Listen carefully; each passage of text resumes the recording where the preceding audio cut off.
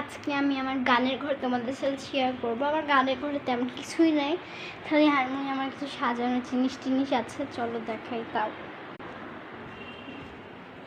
অন্ধকার তখন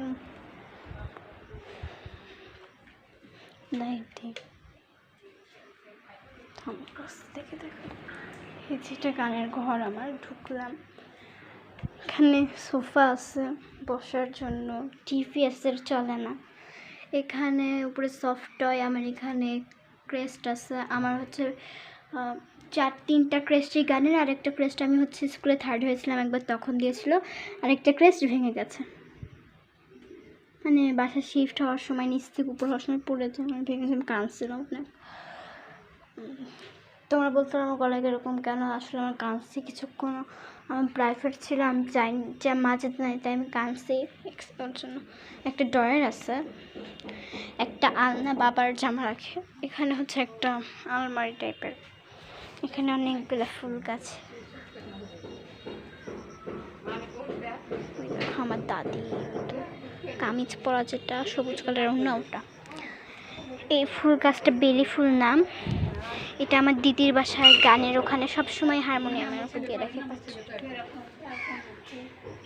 সুন্দর আরও গাছ আছে এখানে। এই তো অবশেষে বেড। এখানে অনেকগুলো সফটওয়্যার আছে, আমার ডায়েরি, জিনিস রাখা, হারমোনিয়াম। তোমাদের একটা গান শোনাই। দেখো গাইস, একটা ডুগি আছে আমার কাছে, ছোট্ট বানাইছি। চল একটা গান শোনাই।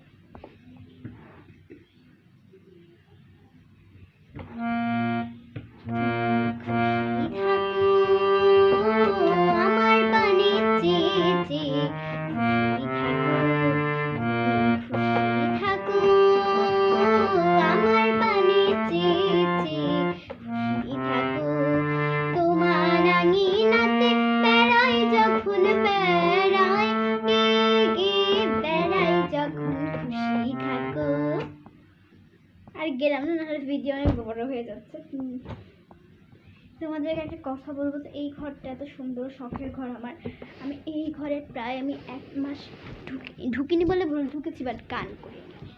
আমার আগে ইচ্ছা ছিল আমি বড় হয়ে গান করবো, মানে গান ছাড়া আমি থাকতে পারতাম না। তো বিশেষ একটা কারণে, মূলত আমার হচ্ছে একটা কারণ ছিল, না বলাই ভালো। ওই কারণটার কারণে আমি গানটা ছেড়ে দিয়েছিলাম। মানে আমি দিদির বাসায় যাচ্ছি না, কোথাও যাচ্ছি না, আমি নিজে একাই করতাম, তাও করতাম না। তো এখন আবার শুরু করেছি।